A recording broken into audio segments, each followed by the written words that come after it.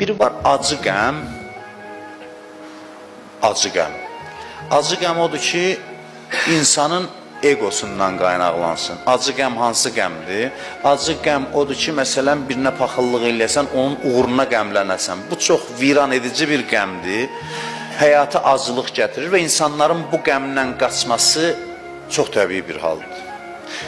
Bizi cəmaat ona görə qəmdən qorxur ki, qəm adətən belə şeylərlə əsas olunur təsəvvürdə və normal insan da qəmdən qaçar, bu qəmdən.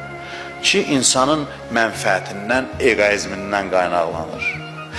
Bu sözü mən keçən il demişəm, istər sevinc olsun, istər qəm olsun, əgər egodan qaynaqlanırsa acıdır.